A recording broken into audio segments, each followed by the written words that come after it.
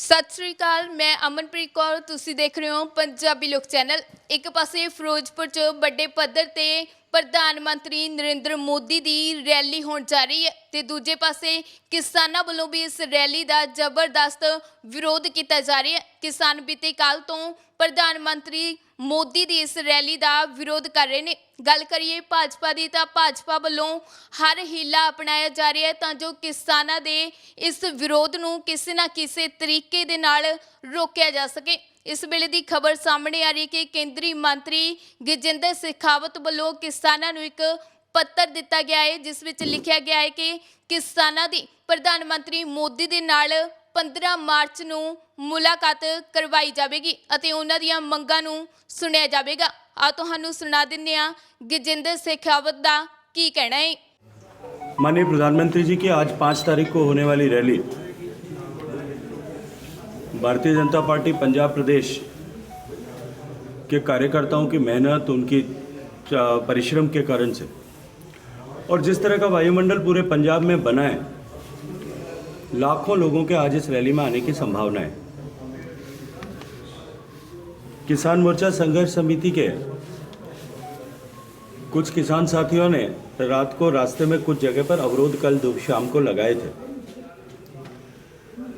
कल रात में उनके प्रतिनिधि मंडल के साथ में बातचीत हुई थी।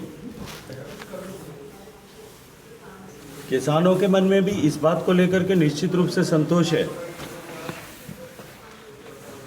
कि माननीय प्रधानमंत्री जी ने सहृदयता दिखाते हुए और जो उनका दर्शन है कि सबका साथ, सबका विकास और सबका विश्वास, और ये मानते हुए कि हमारे बनाए हुए कानून दिए की तरह पवित्र थे, दिए के प्रकाश की तरह पवित्र थे, लेकिन हम सभी लोगों को विश्वास में नहीं ले सके, नहीं समझा सके, और ऐसा कहते हुए उन्होंने कानूनों को वापस लेना, ऐसा गुरुपर्व के दिन देश को संबोधित करके और संज्ञान में लाया था। सरकार ने जैसा वादा किया था, पिछले लोकसभा के सत्र में संसद के शीतकालीन सत्र के पहले ही दिन ये रिपील करने के बिल ला करके इनके बिलों को पारित किया गया, और निश्चित रूप से उसके कारण से सर्वदूर वायुमंडल में भी सुधार हुआ। किसानों को भी एक आशंका की स्थिति जो बनी थी, वो स्थिति समाप्त हुई है। मैंने आश्वस्त किया है कि उसकी प्रक्रिया प्रारंभ हो चुकी है। उत्तर प्रदेश में, हरियाणा में, दिल्ली में,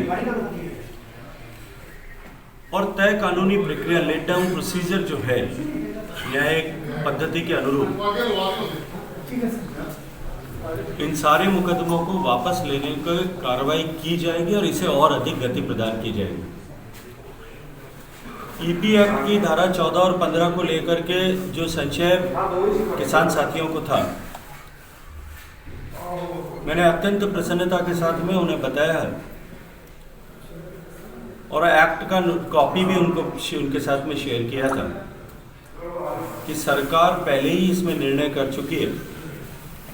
पराली या खेती का अवशेष जलाने को लेकर के यदि किसी तरह का प्रदूषण उत्पन्न होता है तो उन किसानों के खिलाफ किसी भी तरह की आपराधिक कार्रवाई नहीं की जा सकती, ऐसा उपबंध उसमें किया गया है।